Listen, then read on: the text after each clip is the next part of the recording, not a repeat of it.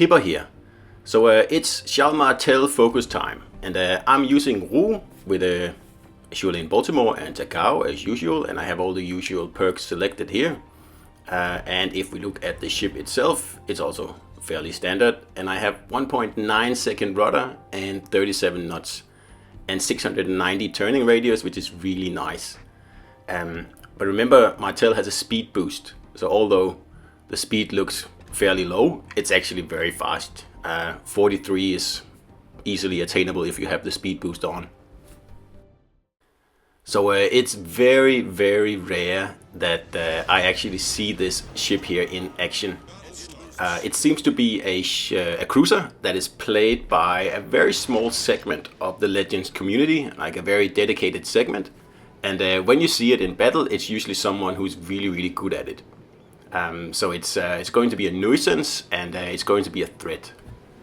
Because Martel is actually an insanely good cruiser. It has a really fast reload. It's super agile, extremely agile. It has a heal and a sonar, and it has a speed boost. And that is just so handy. This is the cruiser I used to perfect my agile builds on, and obviously it's also one of the absolute best agile cruisers in the game. It's sort of like a little bit squishier Wichita with torpedoes instead of a radar. So it's a lot of fun to play, and it used to be one of my absolute favorite cruisers, if not the favorite cruiser. Simply because you always have a fun game in this thing here, no matter what you do, basically. And it can deal with anything. It is a terrific destroyer hunter. It's absolutely fantastic at that job. And its AP is absolutely devastating to other cruisers. It is just fantastic. Much better than, for example, Wichita. The accuracy and the dispersion is also first rate. Like, this is an agile build. I have no buffs to those things on this ship whatsoever, and it's still like deadly accurate. Not as accurate as Hipper though, but very, very, very close. And of course you have that like around 8 second reload, which is also just absolutely crazy, because you can really pump out some damage in the ship here if you get like the opportunity to do so.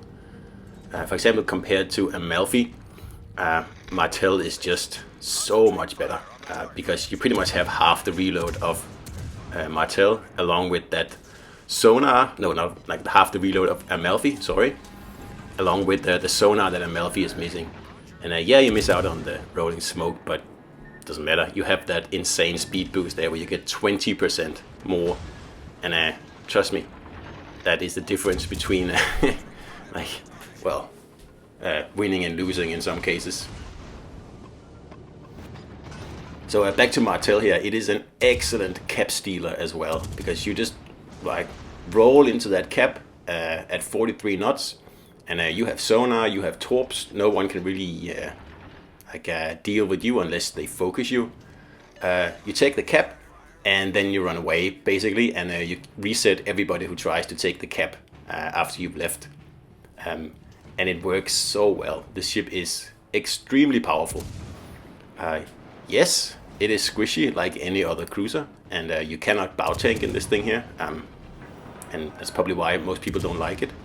And like most French things, it requires a bit of finesse, and if you watch this channel and you know what I like, then yeah, I like ships that require a little bit of finesse, where you don't just point the bow in one direction and then put all the reload buffs on that you can, and just like start pounding away like a battleship. I don't like that, and I much prefer a more demanding cruiser like Martel here, where like a full agile build, like it really gives you dividends that like you wouldn't even think possible. And I remember when I first put Rue on the ship here, and back then, that was when the game first came out. I think it was back in 2019 actually, when Martel was released. The rudder went down to, oh, I can't remember anymore, but it was I think it was 3.2 or 3.4 seconds back then. It's before all the buffs to the tier 7 cruisers happened, and back then Martel didn't have a heal either, but it was still my favorite cruiser by far.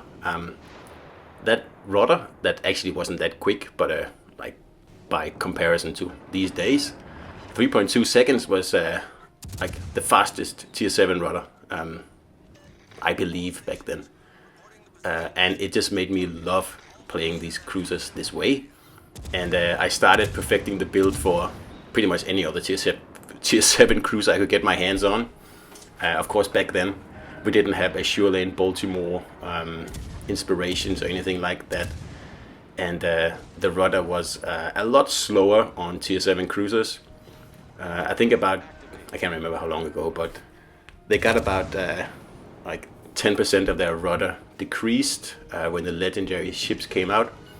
I think it was actually Christmas 2020. I can't remember, but it doesn't matter anyway. So Martel is a little bit like Edinburgh in some ways. It's a bit of a cult ship that like only select people like and play, I guess, because I see so few of them. I actually see more Edinburghs, but like the reason I compare it to Edinburgh is that the playstyle of Edinburgh is so different, primarily because you don't have HE. And Martel is also just a ship that, well, like you learn to love. And once you, like, once it clicks with you, it's really hard to put this ship on the shelf. And it's a shame that more people aren't playing it, basically. Because don't forget, you have 10 kilometer torps in this thing here, and you have an 8-second reload. And like I said before, you have sonar and you have speed boost. It is a very, very capable cruiser. And like I said, it can deal with anything. Destroyers, absolutely no problem. Other cruisers, no problem at all. Battleships, no problem at all, because with the high explosives here and an 8-second reload, you can burn them down in like a matter of minutes if you get the opportunity. And it doesn't matter if they're legendary or whatever they are, it doesn't matter at all. A Martel left unchecked is an absolute problem. I'd say it's even more of a danger than an Atago left unchecked. So anyway, I've decided to like bring a little bit of focus to Martel, because it pretty much seems to be a forgotten ship at the moment. Like I said, no one plays it. Everybody's out there in their Ochakovs and the Wishitas and the Baltimores and all the other overpowered cruisers, and no one takes this thing out. I see more Amalfis than I do Martels, which is puzzling. I think, because I think Martel is a better cruiser than Amalfi. Martel has about the same turning radius as Wichita, and the rudder is about the same now these days, 1.9 seconds. That's the same as I run my Wichita with, except that Martel has torpedoes as well, so you don't have to fear getting rushed by battleships, which can happen in Wichita. Yes, Martel is squishier, and you'll just have to live with that. It is the price you pay for having such a powerful vessel at your disposal. Because that's what it is. Engine boost deactivated. It actually took a long time for Martel to be given its heal. It was the last tier 7 cruiser to be granted that honor, and I'm still not sure that it really needed it. It is such a powerful ship, and same way that Wichita, yeah, it doesn't need a heal, and neither does Baltimore, and I don't think Martel does either. But here we are, and they all have heals, and it just makes this ship extra powerful, because you can now take chances and do stuff that you couldn't do 2 years ago in the game. So Martel has evolved a lot, so if you only played this ship back in the beginning and like you didn't like it a lot, or you put Lemonnier on it, which is a major mistake in my opinion, you should definitely go with Rue on this ship here. Definitely. This is probably one of the absolute best agile cruisers, and like using this ship to like jump from island to island is just a waste of opportunity. This is an open water evasion tanker, and it does it absolutely wonderful. So I have collected like a few videos. I've been playing Martel over the last few days a lot, and I just want to show what this ship can actually do, and perhaps get some more people to play it. Because like I say, I don't see many of them out there. So there the destroyer took a torpedo. It's interesting. And you can see here how how fast it turns. It is just fantastic with that 1.9 second rudder there. It's instant response when you steer, and if you watched my evasion tanking video, you'll know how important that is. So it's 3 versus 3 here, and we could just hang around here at sea and probably still win this battle here on points. It's a bit of a gamble because there is nearly 5 minutes left, and if we let the enemy take both B and A, and they potentially sink our battleship or one of us anyway, it doesn't matter which one, they could theoretically run away with the victory here. So I'm not going to let that happen. I'm going to, well, not play it safe, but I'm going to take a bit of a stab at taking back B here. And I don't know which way to go because there's no one spotting me or spotting for me. So I'd have to pick which way I'm going to go. And I was so hoping that the destroyer would just be here around the corner, because that is like what you don't want to see in a destroyer is a Martel coming around the corner like this with all guns bearing on you, and it's pretty much an instant kill then, had he been anywhere in this area here. Unfortunately, that's not the case, so he must have been on the other side.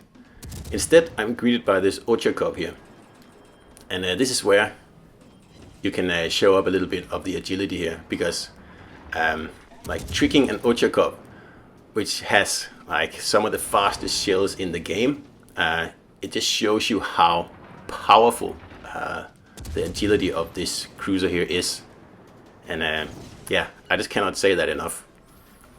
So we got a Confederate there, which is nice.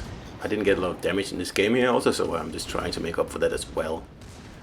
And I'm not really too worried about getting citadeled by this Warships here, because Martel has spaced armor, and light cruiser AP tends to blow up before it actually enters the citadel, even if you are point blank broadside on. But of course there's no point tempting fate here. So we took the Warships out there, and unfortunately I take a torp there. I wasn't paying attention, and that's coming back to bite me. And of course I'm fully aware that the destroyer is over on the other side there, and it's just waiting for me, and it's obviously going to fire torpedoes at me. But I'm more interested in getting rid of the Surrey here, because that leaves my team in a good position, and I'm pretty much betting the farm that I'll be able to dodge any torpedoes this destroyer here shoots at me. And unfortunately I don't have my sonar, but like I said, I'm just focusing on the Surrey. If I can take that out, then all should be good. So here are the inevitable torps, and it's just a really bad spread. I take one, and I think that's pretty good considering the circumstances, and we just get the kill shot off on the Surrey. But then unfortunately I sort of bleed out here. But definitely worth it. I mean, my destroyer is capping B now, and the enemy destroyer has probably run away, don't know. And the victory is safe, absolutely here. No cruisers left. And Martel, by making these like last minute like sort of like game winning moves here, you just break in the XP, because yeah, it is a decent game, this one here. I have 138 damage, 3 kills, and like a few defense, and a high caliber, and a Confederate, but it's not something that screams wow, amazing or anything like that. It's a good game, but like, I was expecting probably 2900 XP or something like that, just below 3000. Because I don't have any solo caps or anything like that, and I only have 5 citadels. So I wasn't expecting too much. But then in the back of my head, I know that for some reason I just seem to do really well XP wise in Martel, and that's why I'm just waiting around to see what actually happens here. So this is like a nerve-wracking destroyer duel here. They're both down to nearly no health, and they're trying to take each other out. And luckily the Kagero got the win there. But anyway, we would have won because the battleship was too far away to be torped. So here, let's look at the battle results here. So like I said before, like pretty decent game. But look at that, 3550 XP. That's 1,000 more than the Kagero, which already had a very good game as well, and 2500 is a very good score. So yeah, hope you enjoyed the video, and I'll see you out there.